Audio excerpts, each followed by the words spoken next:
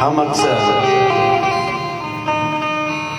सत्संग में जावे, कीर्तन में जावे, कथा में जावे, तो वक्ता लोग अक्सर बोलते हैं क्या, हाथ उठा के बोलो राधे राधे, बोलते कि जय श्री राधे, सब ज्यादातर बोलते हैं हाथ उठा के बोलो, हाथ उठा के बोलो। क्यों बोलो,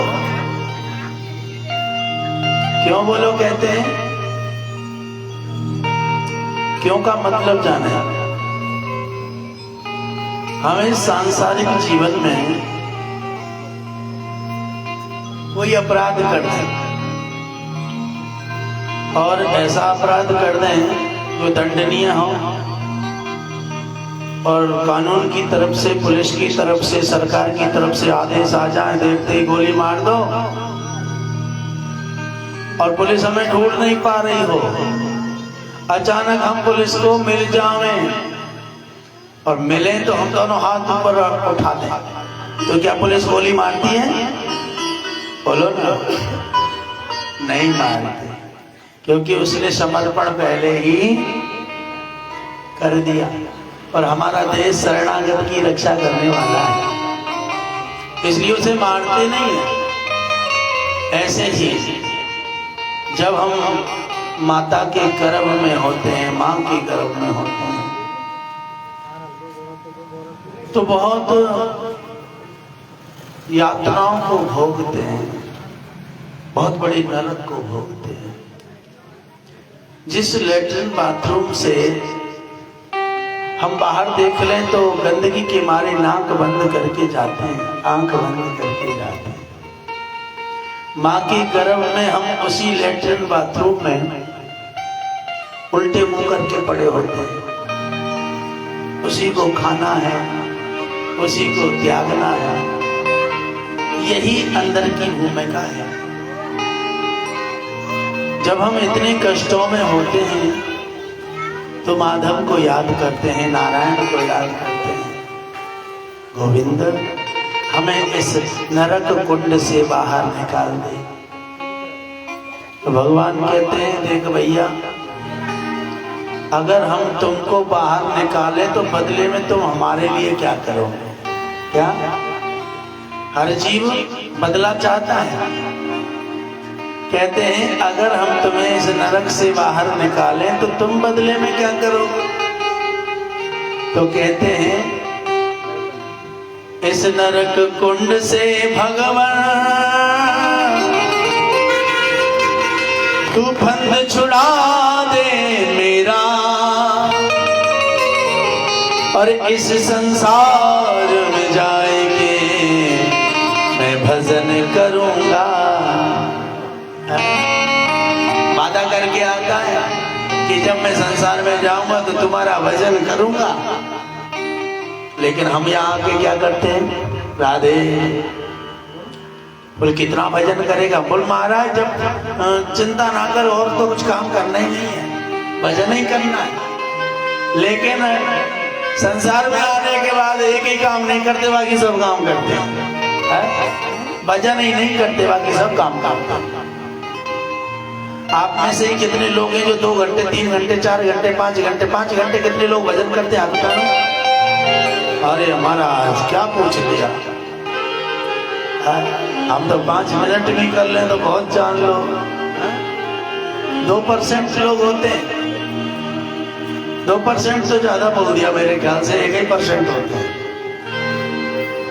जो 2 घंटे ठाकुर जी के लिए निकाले।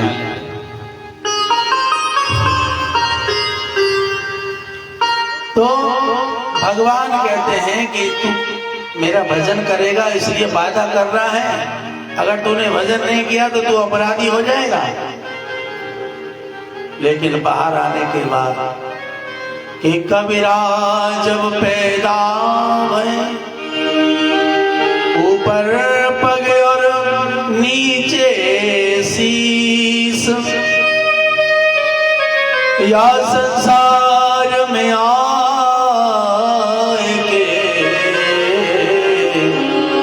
भूल गए जगदीश। भगवान को भूल गए। तो भगवान से वादा करके भगवान को भूलना ये ऐसा अपराध है कि भगवान हमें कभी क्षमा न करे। अगर किसी छोटे ऑफिसर से क्षमा गलती मांगनी हो तो प्रार्थना उससे बड़े से करनी चाहिए। हाँ, तो जब कन्हैया जी से क्षमा मांगनी है तो हम दोनों हाथ उठा के राधे रानी को समर्पण करते हैं। किशोरी आपकी कोई बात ठाकुर जी टालते नहीं है, कहते ना राधे राधे रटो चले आएंगे बिहार। हाँ, इसलिए जब तुम्हारी बात नहीं टालते तो इतना अधम हो। मैं इतना अधम ये तुम ही जानो, मैं कितना अधम ये तुम ही जानो, मैं कितना अधम ये तुम ही जानो, मैं कितना अधम ये तुम ही जानो, मैं कितना अधम ये तुम ही जानो। मैं क्या चाहता हूँ, मैं क्या चाहता हूँ ये तुम ही जानो, मैं कितना अधम ये तुम ही जानो, मैं कितना अधम ये तुम ही जानो।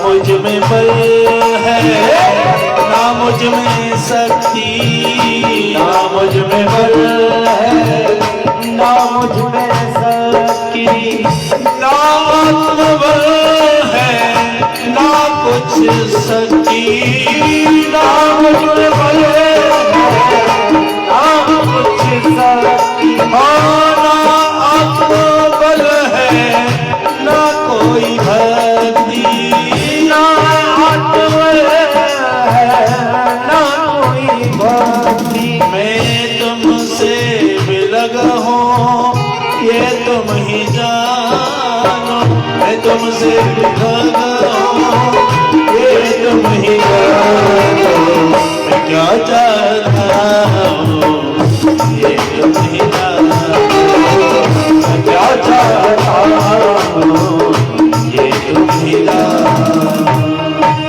जो ठाकुर जी के लिए ये कह के समर्पण कर दे प्रभु मैंने तो अनेक अनेक पाप किए हैं मैं बहुत बड़ा पापी हूँ अधम हूँ दुष्ट हूँ आप मुझे क्षमा कर दो मैं राधे रानी के समक्ष साक्षी होकर हाथ उठा के कहता हूँ मैं तुम्हारा हूँ आज के बाद कोई गलती ही बेटा चाहे कितनी भी बड़ी गलती करे माता पिता के सामने आके कह दे पिताजी एक शब्द चला ना सॉरी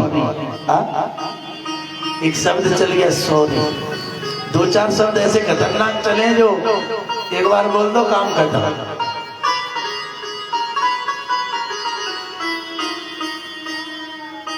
और महाराज ये किशोरी राधा रानी को मनाने की ठाकुर जी से क्षमा याचना की साधना की एक व्यवस्था है हाथ उठा के बोलना चाहिए जय जय श्री चले प्रसंग की तरफ जहाँ की कल हमारी कथा चल रही थी कथा कहाँ चल रही थी ये तो आप ही बताएंगे बताओ कथा कहाँ चल रही थी कितने लोग आए थे कल कथा में हाथ उठा दें जरा हाँ तो कथा कहाँ विश्राम दी थी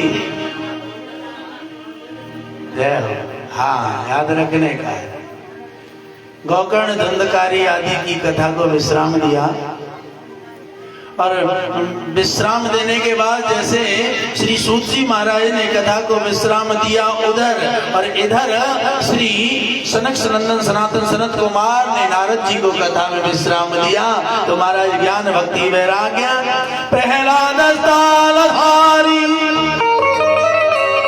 तरल गति दया का उद्धवो कंसधारी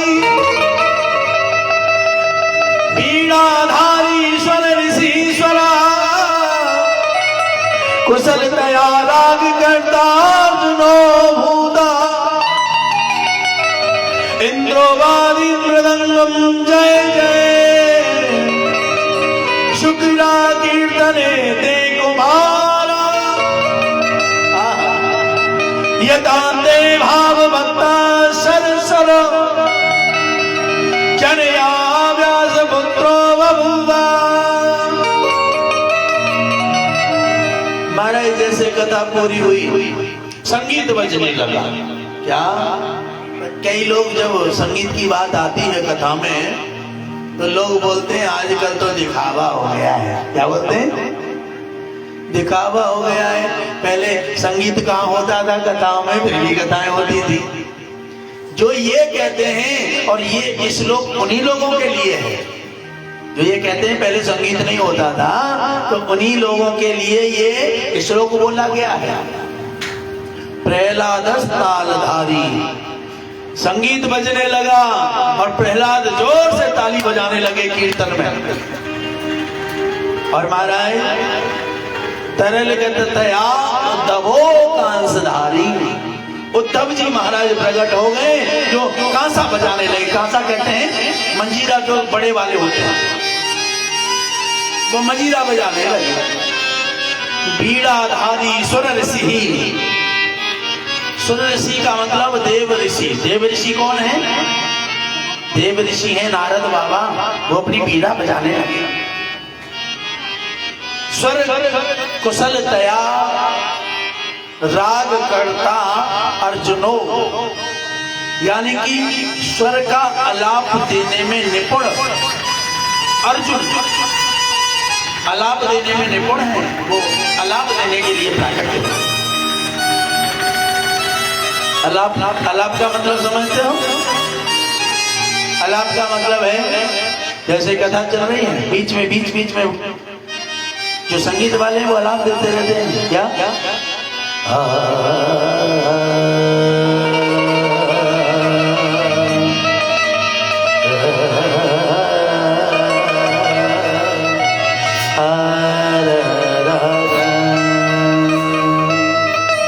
ये सब अलार्म। ऐसे अर्जुन महाराज अलार्म देते हैं। इंद्रो वादिन मृदंगम, इंद्र मृदंग बजाने के लिए प्राकट्य हुए। इसी प्रकार वह संगीत बजने लगा और ज्ञान भक्ति वैराग्य का कल्याण हुआ। कल इस श्लोक तक जो आपने कथा सुनी,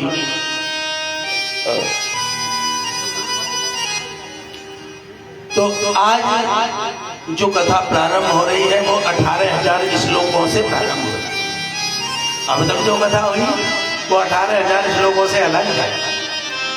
कहते हैं ना, किसी के घर में घुसने से पहले उसकी प्रशंसा करना, उसका महत्व बताना। ऐसे ही भागवत में प्रवेश करने से पहले भागवत कथा का महात्मा आपको सुनाया है। आज से जो चलेंगे वो 18,000 श्लोकों से प्रारंभ होते हैं। कि जन्मांध्रियस्य यतोन्मयादितरस् चार्थेष्वविज्ञस्वराता तेने ब्रह्महृदाय आदिकवये मुह्यन्ति यतिसूर्या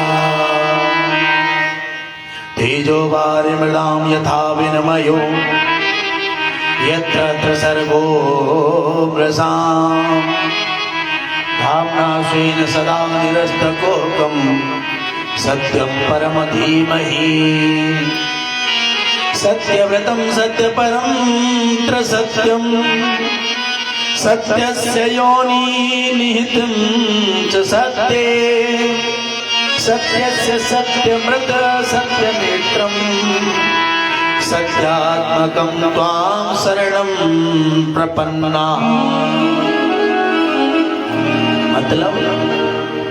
मतलब जितनी भी कथाएं हैं, देवी भागवत है, शिव महापुराण है,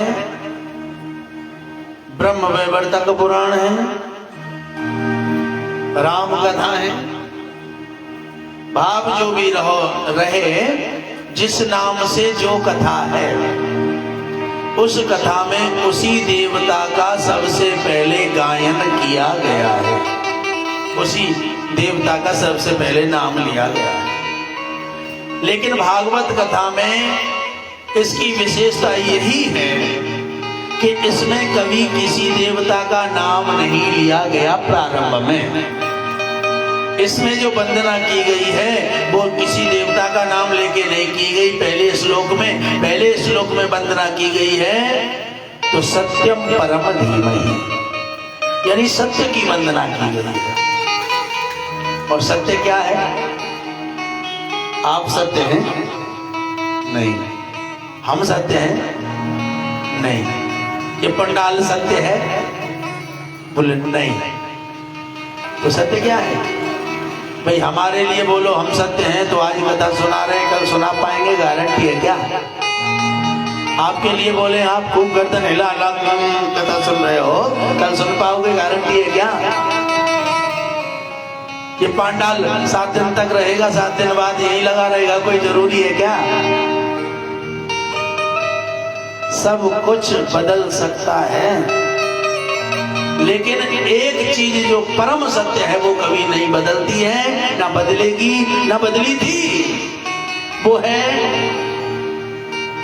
ईश्वर सत्य, जगत मिथ्या। भगवान सत्य है। जो हमारे दादा बाबा परदादा हुए, उनको भी कार्य करने की कोई शक्ति ऐसी थी जो शक्ति देती थी।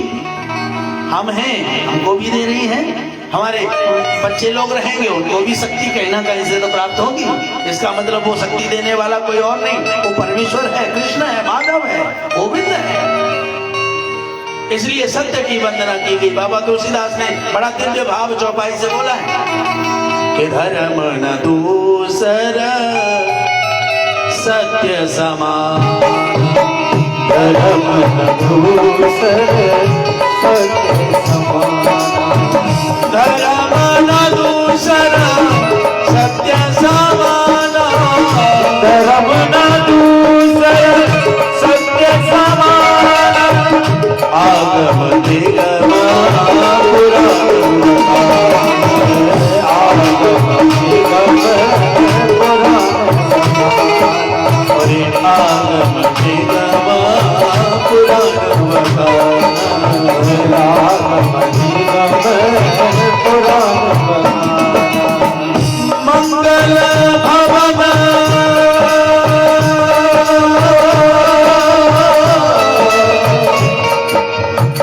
मंगल भवन अमंगल हारी, प्रभो सदस्य हारी, सिया राम जय जय राम, सिया राम जय जय राम, मंगल भवन अमंगल हारी, सिया राम जय जय राम,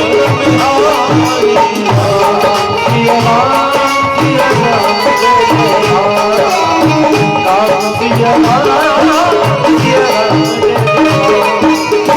धर्म न दूसर सत्य समाना। बाबा तुलसीदास कहते हैं कि व्यक्ति कोई दान ना करे, कोई तीर्थ ना करे, परिक्रमा ना करे, तपस्या ना करे, कोई कथा सुने ना, कुछ पढ़े भी ना, तो क्या करे? बस एक काम करे। बूढ़ी मैया, अरे ये सुधा मैया कहीं बतरा रही है? हाँ, एक कहावत है, कानी है कानो प्यारो और रानी है रानो प्यारो। हाँ, अरे मैया कथा में आई है तो कथा सुन ले। हाँ, तो कथा कहाँ चल रही बताइए अम्मा? बोल मोए ना बतो, मैं तो अपनी नाती है खिला रही हूँ। हाँ? अच्छा, बहू बड़ी चालाक है,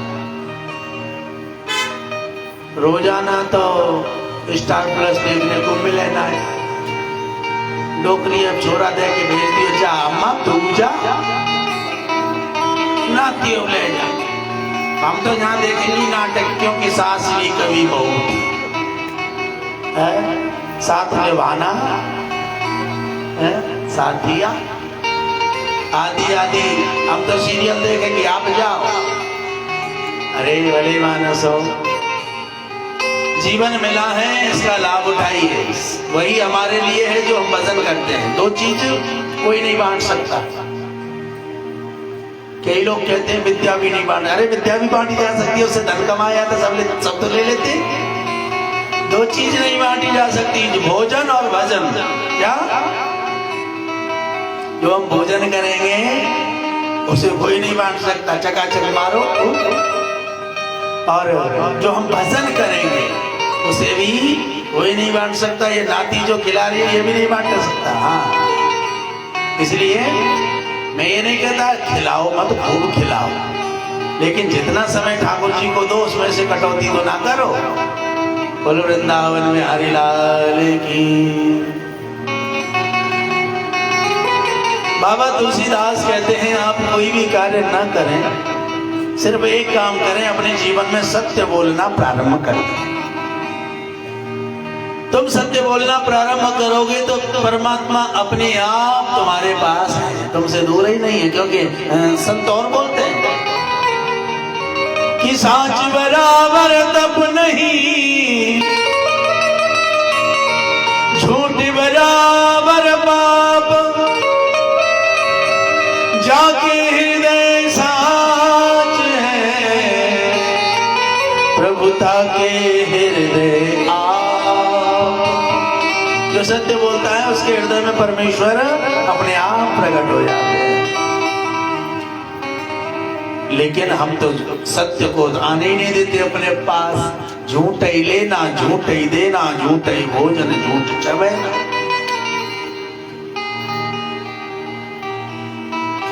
श्रीमद् भागवत कथा सत्य का ही स्वरूप है। श्री सूत जी महाराज कहने लगे, सौनक जी आप मुझे एक बात बतावें, जैसा कि मैंने तुम्हें बताया कि भागवत कृष्ण का स्वरूप है, क्या आपको ये स्वीकार है? सौनक जी कहने लगे, महाराज स्वीकार तो है, जब इतनी इतनी बड़ी बड़ी बात बताएंगे आप कि भागवत से प्रेत का भी कल्याण हो जाता है, भागवत से भक्ति ज्ञान वैराग्य का कल्याण हो गया, तो विश्वास तो हो गया। लेकिन प्रभु हम एक बात पूछें, जिस चीज पर हमें विश्वास हुआ है वो प्राकट्य कहां से हुई? क्या कृपा करके बताओ ना। तो कहने लगे कि निगम कल्प तरोर गलितम फलम सुख मुखाद अमृत द्रव संयुतम। जो ये भागवत है, निगम कहते हैं वेदों को। निगम किसे कहते हैं? वेद। ये जो भागवत है ये वेदों से प्राकट्य हुई है। कि निगम कल्प तरोर गलितम फलम सुख मुखाद अमृत द्रव संयुतम पिबत भागवतम रसमालयम मोहरहो रसिका भुव भाव का।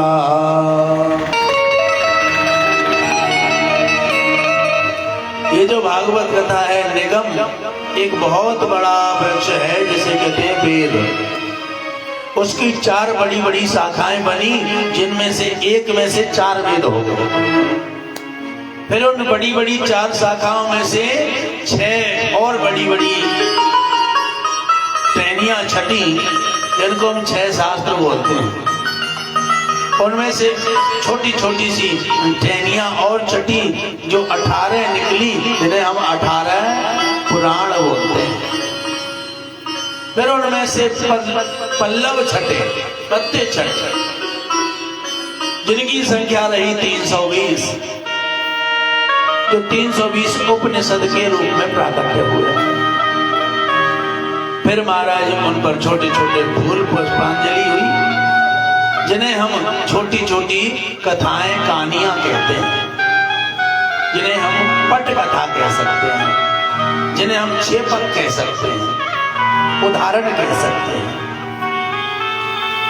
और इतने बड़े विशाल वृक्ष पर एक फल प्राप्त हुआ, सबका निचोड़ वो फल रहा भागवत कथा। अब ये भागवत कथा हमें कैसे प्राप्त हुई? इस विशाल वृक्ष पर एक पंछी बैठा है जिसका नाम है सुख। क्या नाम है? सुख। तोता राम। और तोता राम ने देखा बड़ा सुंदर फल है, तो उसने तोता ने इसे काट दिया। और उस तोता ने जब फल को काटा तो ये फल डाली से छूटकर नीचे गिरा, और नीचे गिरा तो रसिक जनों ने इसे जमीन पे नहीं जाने दिया, अपनी गोदी में अपने हृदय में धारण कर लिया। इस फल को जब संतों ने ग्रहण किया तो इसने विशेषता देखने लगे, इसमें विशेषता क्या क्या है। कहने लगे भैया ये तो फल बड़ा बढ़िया, ये तो बड़ा मीठा है। कहने लगे एक ही फल है, वो मीठा कैसे हो गया? कहने लगे एक फल है, कच्चा भी तो हो सकता था। संत बोले वो कच्चा तो हो ही नहीं सकता। क्यों? क्योंकि उसे किसने काटा है? सुखदेव ने, तोता ने। और बड़े बूढ़े बुजुर्ग लोग बोलते हैं तोता उसी फल को काटता है जो मीठा।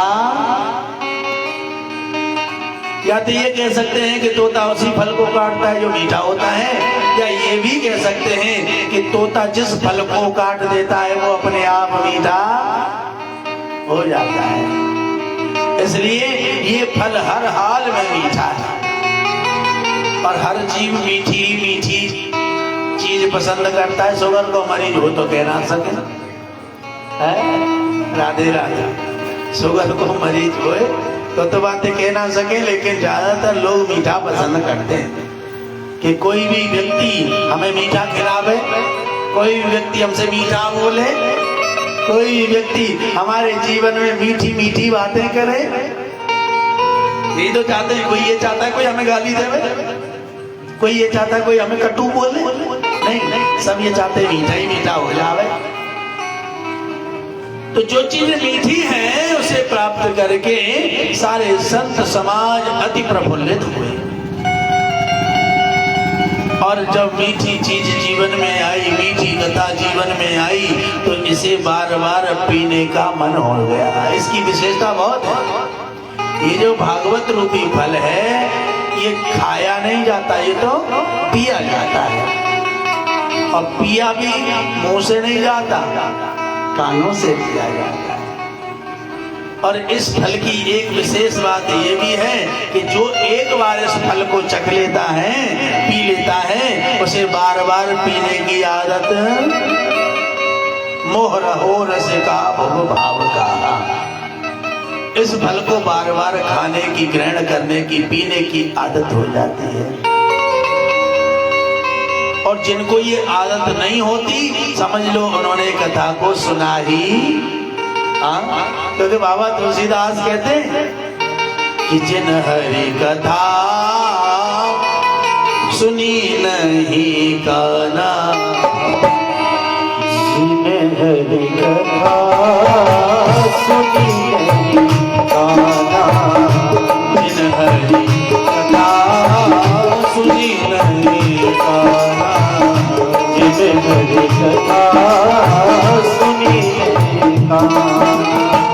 श्रवण रंध्र अहि भवन समाना, श्रवण रंध्रे अहि भवन समाना, और श्रवण रंध्र अहि भवन समाना, श्रवण रंध्रे अहि भवन समाना।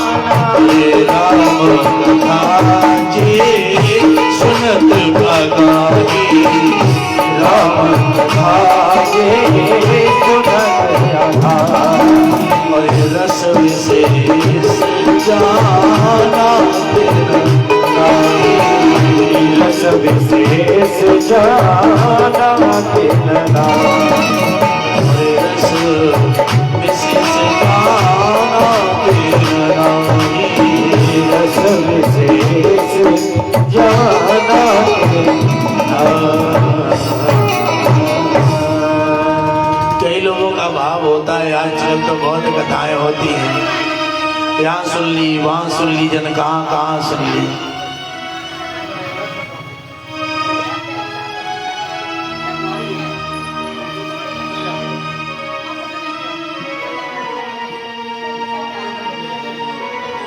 बोलिए वृंदावन बिहारी लाल की जय। जो कथा को सुनने के बाद कह दे कि रोज कथा होती रहती है, कब तक सुने, हर जगह कथा हो रही है, कब तक सुने, जो ये कह देगा समझ लो उसने कथा को सुना ही नहीं। कथा सुनने का मतलब है कि जिसने कथा को जान लिया, सुन लिया, समझ लिया, उसके हृदय में एक भाव प्रकट हो जाए, आज तो कथा नहीं सुनी, मन बेचैन है। जैसे खाने की आदत हो जाती है, वैसे कथा की आदत हो जाए तो समझ लेना चाहिए कि तुमने कथा को सुना है।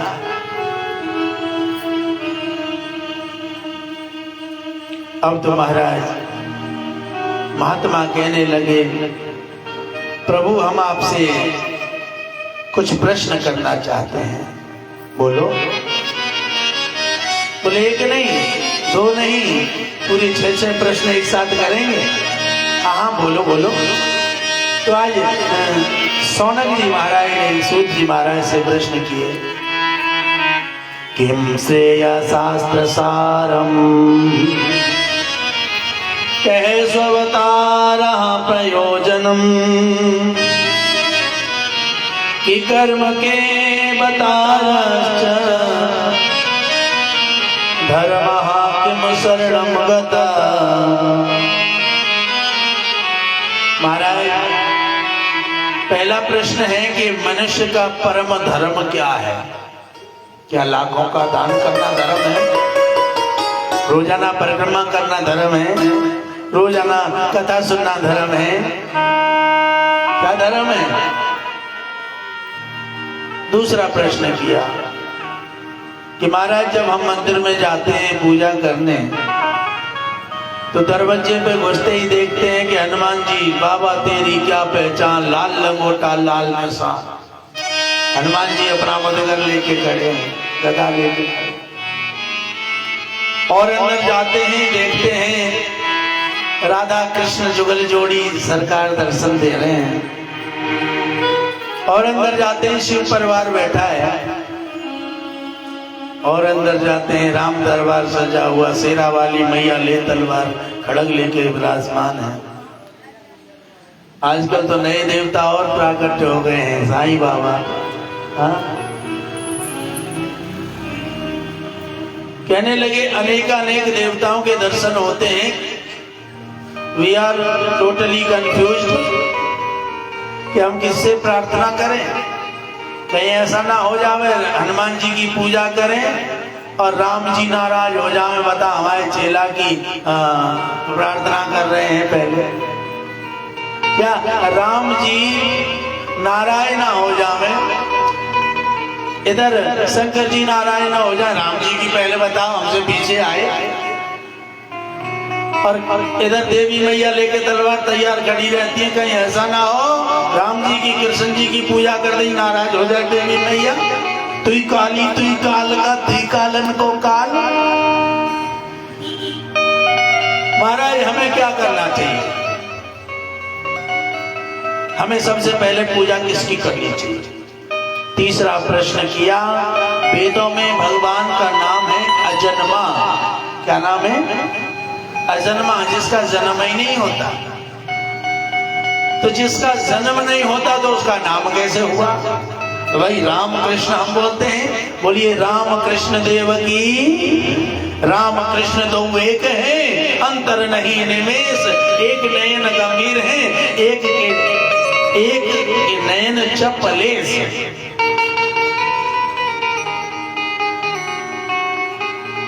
अगर भगवान का नाम है तो उनका जन्म भी हुआ। क्या भगवान जन्म लेते हैं? चौथा प्रश्न किया, भगवान के कितने अवतार होते हैं? कोई कहता है 10 अवतार हुए, कोई कहता है 24 अवतार हुए। बाबा तुलसीदास ने तो कुछ और ही बोल दिया। क्या बोल दिया? हरि अनंत हरि कथा अनंता, कहे सुने बहु विधि सब संता। हरि अनंत हरि कथा अनंत। भगवान के अनंत अवतार है और ये सत्य है। जो अनंत अवतार है, जिनका कोई अंत नहीं है, वो कौन से अवतार है? जो क्षणिक अवतार होते हैं, थोड़ी देर के लिए। हम जंगल में चले गए, दूर दूर तक पानी नहीं है, प्यास के मारे गला सूखा जा रहा है, थोड़ी देर और पानी नहीं मिले तो मर जाएंगे। हाँ, तभी कोई मटका में लेके पानी जा रहा है। अरे भैया थोड़ा सा पानी, और उसने पानी पिला दिया तो वो कौन हुआ? हमारा ने तो वही भगवान भाव है कि नहीं? इसलिए वो भगवान का क्षणिक अवतार माना जाता है। इसीलिए बाबा तुलसीदास ने बोला हरि अनंत हरि कथा अनंता। प्रभु, हम 5वां प्रश्न करना चाहते हैं, कथा कहने वाला कौन श्रेष्ठ होता है? जो बहुत बड़ी बात को छोटी सी बना के समझा दे वो, या छोटी बात को बहुत बड़ी करके बता दे? वक्ता कौन श्रेष्ठ होता है? 6वां प्रश्न किया, किम कर्मा केवताराश्च धर्मा किम शरणम गताः। धर्म किसकी शरण में गए? क्योंकि भगवान नारायण स्वयं कहते हैं कि जब जब होए धर्म की हानि बाढ़े असुर अधम अभिमानी।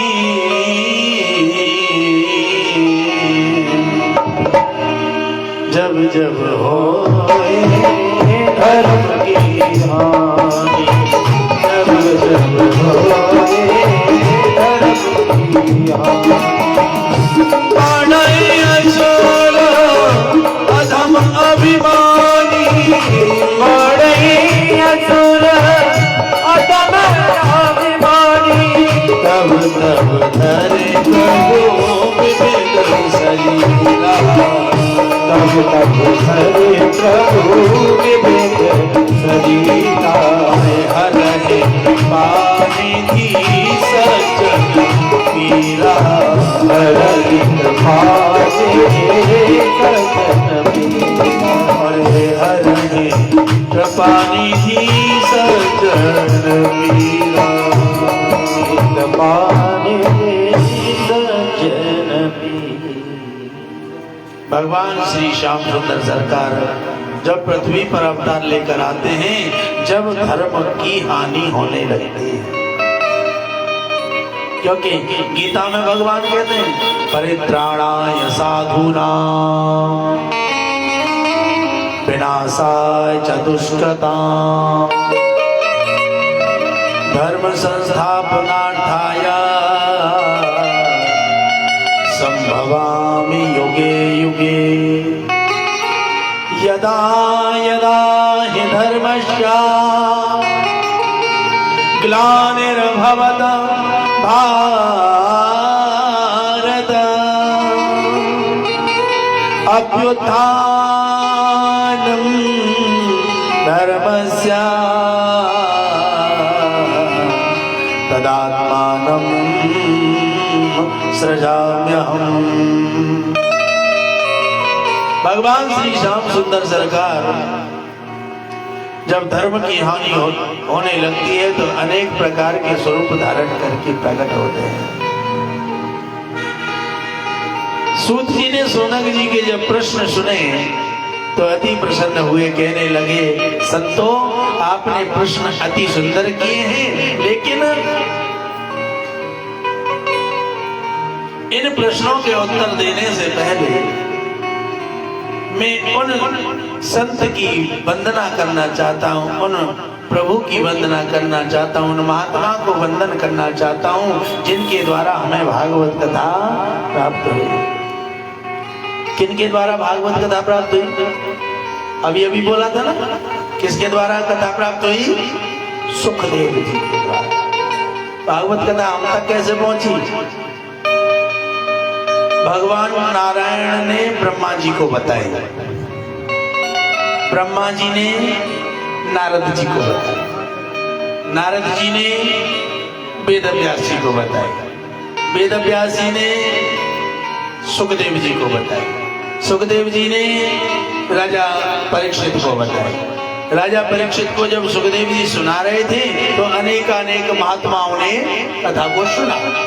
उन महात्माओं ने हमारे गुरुदेव को बताई और वही कथा आज यहाँ पर चल रही है। श्रीमद् भागवत कथा किनके द्वारा प्राप्त हुई, उन महात्माओं की हम वंदना करना चाहते हैं।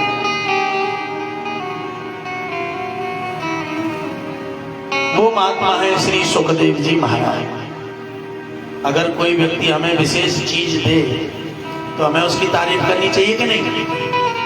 अरे साहब आप तो बड़े महान हो, आपका जन्म वहां हुआ, आपके दादा ये थे, आपके बाबा ये थे, हैं? ऐसे तो वंदना करते हैं। वंदना का मतलब है बड़ाई करना, उसके जन्म के विषय में बताना, उसके पूर्वजों के विषय में बताना, उसकी महानता के विषय में बताना। तो श्री सूत जी महाराज कहने लगे, जिन सुखदेव जी ने हमें भागवत कथा सुनाई है तो उनके जन्म की कथा पहले सुनाएंगे, उसके बाद में भागवत कथा प्रारंभ।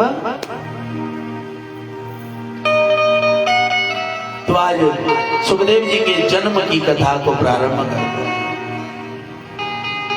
एक बार की बात है, श्री नारायण भगवान और मां राधे रानी, कृष्ण और राधा दोनों गोलोक धाम में विराजमान हैं। गोलोक धाम में किशोरी राधा रानी की गोदी में एक सुख का बच्चा है, यानी तोता का बच्चा है। उसी से राधे रानी अकेली क्रीड़ा करती रहती हैं, खेलती रहती हैं। एक दिन भगवान कृष्ण के हृदय में विचार आया, राधे हम पृथ्वी पर लीला करना चाहते हैं, आप हमारे साथ चलें। राधा रानी कहने लगी, दोनों जी हम पृथ्वी पर नहीं जाएंगे। क्यों? क्योंकि वहां पर हमारे समान कोई नहीं है। भाई कोई मजिस्ट्रेट ऑफिसर है या कोई और ऑफिसर है, वो उसी सभा में बैठना चाहता है जो उसके लेवल के हो। छोटी जगह पर बोल के मेरी बेइज्जती हो जाए, मैं नहीं चाहता हूँ। ऐसे ही किशोरी राधा रानी कहने लगी, हमारे जैसे लोग नहीं है, इसलिए हम वहां। अरे किशोरी तुम्हारे जैसे हम तो हैं, हम तो चल रहे हैं, तो आप चलो। कहने लगी, आप तो अपनी लीलाओं में व्यस्त हो जाओगे, आप तो अपनी लीलाओं में व्यस्त हो जाओगे, फिर हमारा मन कैसे लगेगा बताओ। तभी भगवान ने सुखदेव जी की तरफ नजर करी, सुखदेव जी से कहा, सुखदेव आप चलो ना। सुखदेव कहने लगे, किशोरी राधे रानी जाती हैं तो जावे, हम तो बिल्कुल ही नहीं जाएंगे। क्यों? क्योंकि पृथ्वी से ज्यादा खतरा इस दुनिया में कहीं नहीं है। क्यों?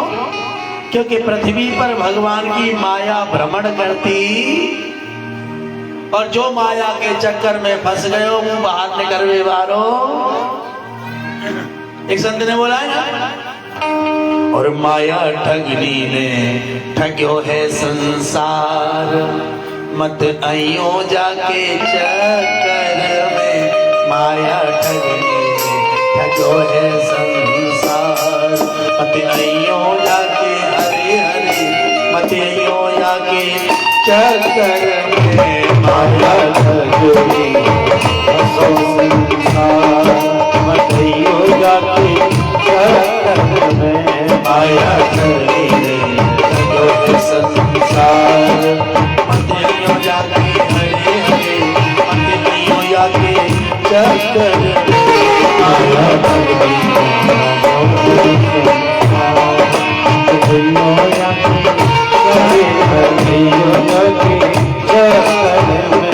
माया ठगनी हंसो संसार।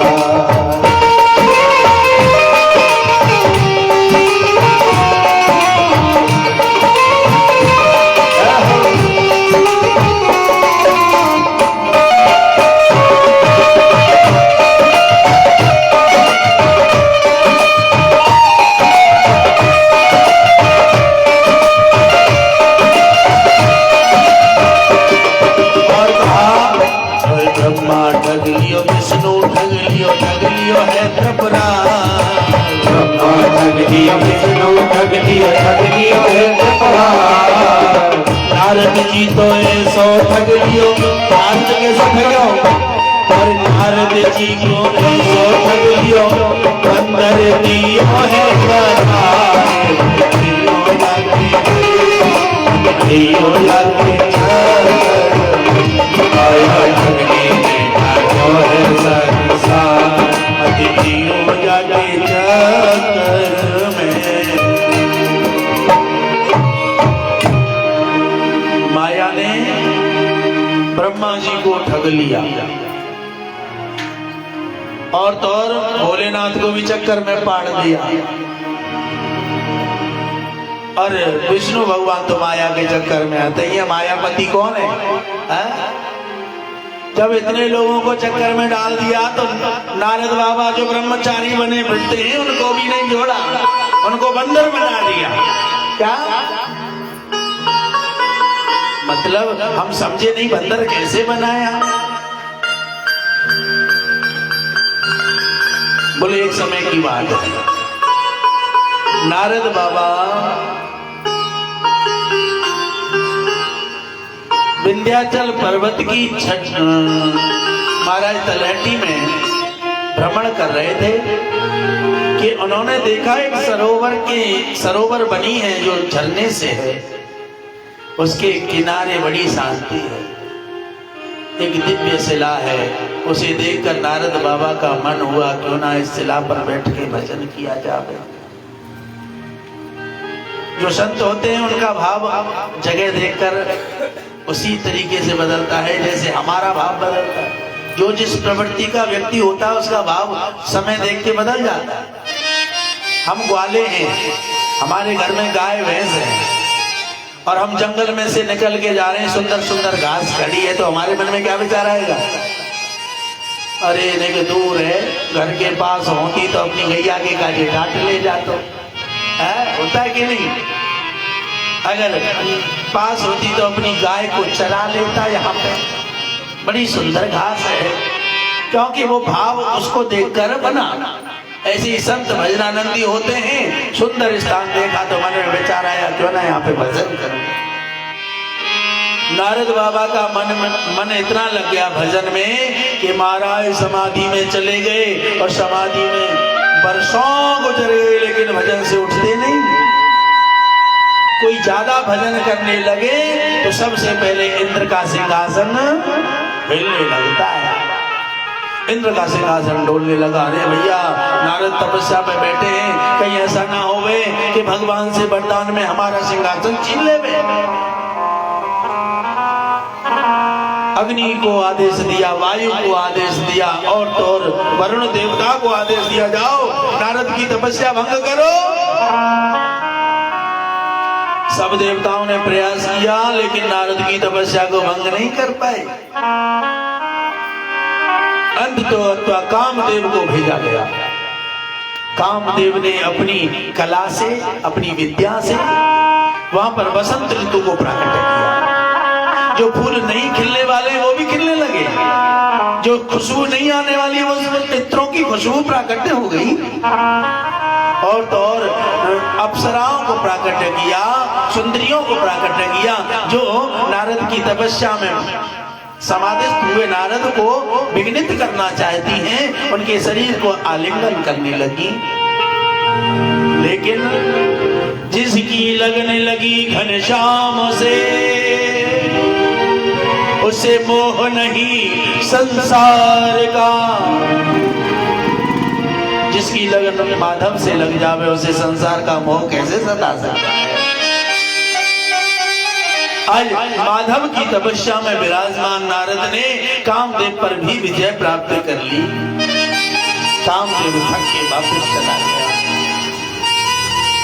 एकाएक नारद का मन तपस्या से हटा और नारद बाबा का जैसे मन तपस्या से हटा वैसे ही देवता वंदना करने लगे। धन्य हो काम विजयी, बताओ तुमने कामदेव पर विजय प्राप्त कर ली। अब जैसे कामदेव पर विजय प्राप्त का समाचार मिला, नारद बाबा को अभिमान हुआ। क्यों? क्योंकि बाबा तुलसीदास स्पष्ट बोलते हैं, ऐसा को जन्मा जगमाही और प्रभता पाए ताए मद नहीं। हम पर कोई भी चीज ज्यादा हो जाए तो हमें अभिमान हो ही जाता है। नारद बाबा को अभिमान हो गया। नारद बाबा कहने लगे, जब कामदेव पर हमने विजय प्राप्त करी है तो सबको बताना तो चाहिए। पहुंच गए ब्रह्मा जी के पास, क्योंकि ब्रह्मा के मानस पुत्र हैं। ब्रह्मा जी को प्रणाम किया। पिताश्री प्रणाम करते हैं, बोलो नारद कैसे हो? अरे तुमने मेरी बात सुनी? बोल क्या? मैंने कामदेव पर विजय प्राप्त करी। नारद बाबा से ब्रह्मा जी कहने लगे, मुझे तो बता दिया लेकिन शंकर जी को कहने लगे, लो चल गए मेरी तपस्या से। ये कैसे पिता है? चल गए। मैं तो जरूर बताऊंगा। मन में भावना लेके चले गए शंकर जी के पास। शंकर जी के सामने जाके कहने लगे, भोलेनाथ बताइए मैंने क्या किया है? तो क्या कर दिया तूने? कहने लगे मैंने कामदेव पर। कहने लगे हमसे तो बता रही है, पर विष्णु को। अब कहने लगे हम तो विष्णु को जरूर बताएंगे। बताओ भोलेनाथ। भोले वाले कहते ये भी चल गए, हमारी कामयाबी देखी ना गई, इसलिए चल गए। हम तो जरूर बताएंगे। अब हाई वोल्टेज के पास जा रहे हैं। कौन हाई वोल्टेज? कौन है? नारायण छलिया। भगवान नारायण तो जानते हैं कि इसने कामदेव पर विजय प्राप्त करने के बाद अभिमान को धारण कर लिया है, इसलिए जैसे नारद ने वैकुंठ में प्रवेश किया, वैसे ही भगवान नारायण ने इनके आने से पहले ही बोल दिया, क्या आओ काम विजयी, आओ धन्य हो तुम। अब इसका अभिमान और बढ़ गया। अरे मेरी सूचना तो चारों दिशाओं में फैल गई। इसका मतलब मैंने कामदेव पर जो विजय प्राप्त करी है, इसका विशेष असर पड़ा है सारी दुनिया पे। भगवान नारायण कहने लगे, आपने तो कमाल कर दिया। बताओ कामदेव पर विजय प्राप्त कर ली है? कहने लगे हम तो ऐसे ही हैं। कोई अभिमानी लोग होते हैं ना, उनकी प्रशंसा करो तो उनका एटीट्यूड अलग होता है। मैं तो ऐसा ही है। आज नारद का भी एटीट्यूड बदल गया और महाराज नारद अकड़ में बात करने लगे। भगवान कहने लगे भक्त के हृदय में अकड़ अच्छी नहीं लगती। अगर भक्त के हृदय में अभिमान प्रवेश कर गया तो भक्ति पलायन करने के लिए तैयार होती है। इसलिए नारद बाबा भक्ति का स्वरूप है। इनके अंदर अभिमान आ गया तो भक्ति च्युत हो जाएगी, भक्ति क्षीण हो जाएगी, भक्ति कमजोर हो जाएगी। इसलिए इनका अभिमान दूर करना बहुत जरूरी है। तो भगवान ने अपनी माया को आदेश दिया। भगवान की माया से एक विशेष सुंदर नगर का निर्माण हुआ। नारद बाबा आज आज्ञा लेके यहां से चले, रास्ते से जा रहे थे कि इन्होंने देखा कि आन दिखाई नारद ही भूपति राजकुमार, कहा नाथ गुण दोष सब इनके हृदय विचार। महाराज भगवान की बसाई हुई एक नगरी है। उस नगरी के राजा बनाए, उस राजा की एक बेटी बनाई। माया का चल रहा है सब। उस बेटी का नाम रखा गया विश्व मोहिनी। राजा का नाम रखा गया शील निधि। और महाराज उस नगरी में माया के प्रभाव से उस लड़की का, उस कन्या का विवाह उत्सव मनाया जा रहा है, जो स्वयंवर के रूप में प्राकट्य हुआ। स्वयंवर हो रहा है। नारद बाबा वहां से निकल के जा रहे थे। नारद बाबा ने कहा ये नगरी हमने पहले तो नहीं देखी, बड़ी सुंदर नगरी है, आखिर क्या हो रहा है इस नगरी में? सजी हुई है। नारद बाबा प्रवेश कर गए। जैसे प्रवेश किए, उस नगरी के जो राजा हैं शील निधि प्रणाम करने लगे। आओ देवर्षि, आओ काम विजयी। वो काम विजयी राजा थोड़ी ना बोल रहा, वो तो भगवान की प्रेरणा है, माया बोल रही है और अभिमानी हो गए। आओ महाराज, आप आए, हम धन्य हो गए। और देखो आप अच्छे अवसर पे आए हो, हमारी बेटी का हाथ देख के बताओ कि इसके भाग्य में क्या लिखा है। हमारे घर में कोई विद्वान ब्राह्मण आवे, संत आवे, तो हम अक्सर यही लीला करते हैं। ये माया का ही तो प्रभाव है। हम ये नहीं कहते कि इसकी भक्ति कब बढ़ेगी, शक्ति कब बढ़ेगी, हम कहते हैं इसका ब्याह कब होगा, इसके भाग्य में क्या लिखा है, कैसा दूल्हा मिलेगा, आदि आदि बातें पूछते हैं। ऐसे ही आई नारद बाबा से शील निधि राजा कहने लगे, कहो नाथ गुण दोष सब। आ रही आवाज? बोलू जोड़ते? ठीक है, तो देसी घी चल लो आज। वृंदावन बिहारी लाल की। नारद बाबा से गुण दोष पूछने लगे तो नारद बाबा ने जैसे हाथ देखा तो हाथ में क्या लिखा है? हाथ में लिखा है जो इस कन्या से ब्याह करेगा होए अजर अमर, वो अजर अमर हो जाएगा और उसे समर भूमि जीते ना कोई, उसे पूरी भूमि पर कोई जीत नहीं सकेगा। नारद बाबा सोचने लगे भाई कैसे करी जावे, कन्या के दोस्त तो बड़े बड़े गुण दोस्त तो बड़े बढ़िया हैं, जहां में दोस्त तो एक को नहीं दिख रहा, गुण ही गुण दिख रहे हैं। अब काम बेजई हम हो ही गए और इस क्यों ना इस कन्या ते ब्याह बाबा ही कर ले वे। कहने आज बाबा ब्याह कर वे लग जाए तो समझ लो गड़बड़ है, बीमारी है। हाँ, बाबा तो बाबा ही रहे में तो ही ठीक है। नारद बाबा के हृदय में भावना जगी क्यों ना इस कन्या से हम ही ब्याह कर लें, और राजा से कहने लगे जो बतानी है वो बात नहीं बता रहे हैं। राजा से कह रहे तुम्हारी कन्या बड़ी बढ़िया है, बड़ा सुख पावेगी, लेकिन जा बात है ना बता रहे, जो जाते ब्याह करेगा वो अजर अमर।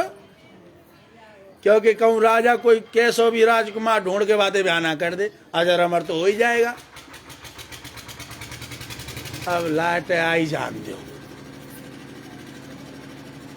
भाई, कष्ट पाऊं।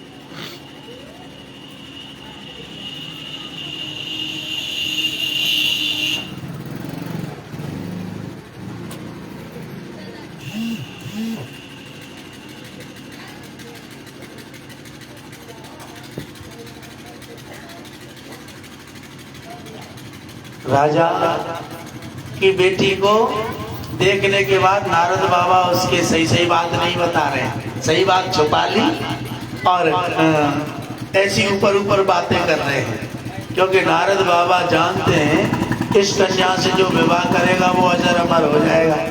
तब तक ये विवाह की तैयारी करेगा, तब तक हम कोई इंतजाम कर लेंगे।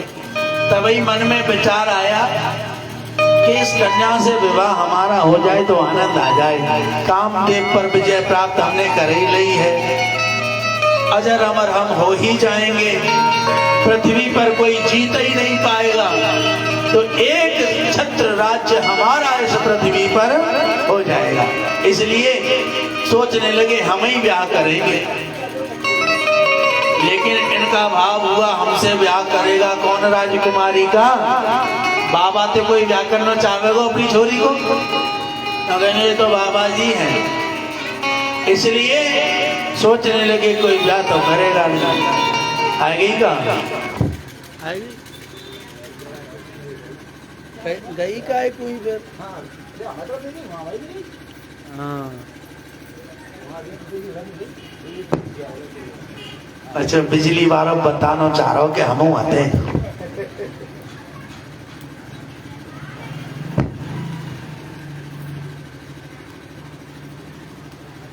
बोले भैया, बोले ना बोले, चल तो रहो ना। जैसे चल लो। वृंदावन बिहारी लाल की। नारद बाबा कहने लगे क्यों ना इस कन्या से हमारा ब्याह हो जाए। लेकिन एक मन में विचार आया कि कैसा भी माता पिता हो, वो किसी बाबा जी से अपनी छोरी को ब्याह नहीं करेगो। ये जटा जूटन ने देख के बताओ, हम तो कोई ब्याह करेगो इसील निधि। तभी विचार आया क्यों ना एक सुंदर सा रूप धारण करके आऊं, ताकि राजा मजबूर हो जाए। अब सोचने लगे सुंदर सा रूप कहां से मिलेगा। तभी विचार आया कि सबसे ज्यादा सुंदर इस दुनिया में एक ही है, वो कौन है? वो है नारायण। क्यों ना मैं भगवान नारायण से उनका रूप उधार लेके आ जाऊं। पहले स्वरूप भी उधार मिल जाते थे, अब तो नारायण के पास नारद बाबा पहुंचे और नारद बाबा भगवान को प्रणाम करने लगे। भगवान को प्रणाम करके कहने लगे हे नारायण मैं आपकी वंदना करता हूं। नारायण तो माया रूप मायापति हैं। कहने लगे आओ काम विजयी, क्या काम पड़ गया? कहने लगे काम क्या पड़ गया? प्रभु मुझे आपका आश्रय स्वरूप सहायता चाहिए। बोल क्या चाहिए? बोल प्रभु मुझे तुम्हारा रूप चाहिए। भगवान कहने लगे तो रूप कौन सा चाहिए? मेरे तो बहुत रूप हैं, हरि अनंत हरि कथा, तुम्हें रूप कौन सा चाहिए?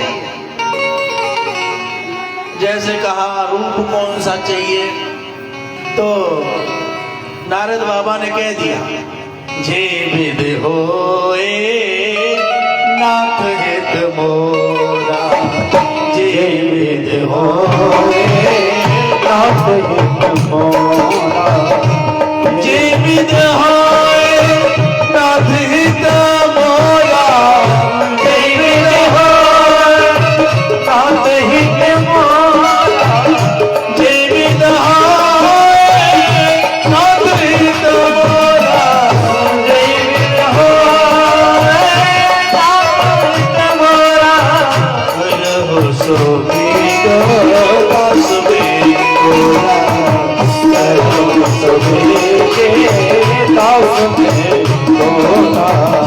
मंगल हारा अमंगल हारी, मंगल भवाना मंगल हारी, मंगल भवाना अमंगल हारी, मंगल भवाना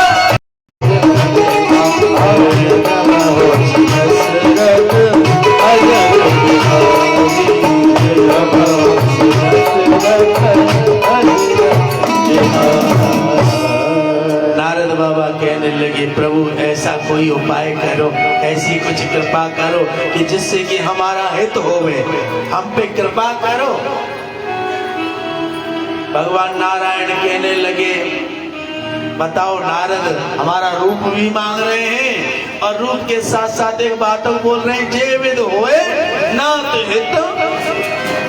अगर हमने इनको अपना वास्तविक स्वरूप दे दिया, हमने इनको अपना मनमोहन स्वरूप दे दिया, तो जरूर शील निधि इसी के साथ अपनी बेटी का ब्याह करेंगे। और बाबा जी को ब्याह में भलाई बिल्कुल नहीं है।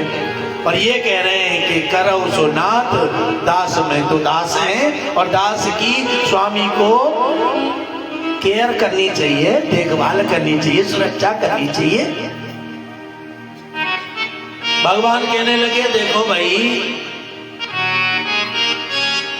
मैं तुम्हारा हित तो चाहता हूं, लेकिन मैं चाहता हूं तुम्हें जो रूप चाहिए तुम्हारी छूट कर देता हूं, जो रूप चाहिए वो बोलो ना। तभी इनके मन में विचार आया रूप कौन सा मांगू, क्योंकि भगवान कृष्ण को हरि कहते हैं। क्या कहते हैं? हरे राम राम राम हरे कृष्ण कृष्ण कृष्ण। यानी नारायण का सत्य स्वरूप हरि है। कहने लगे क्यों ना मैं वही रूप मांग लेता हूं, चलो हरि रूप मांग लेता हूं भगवान का।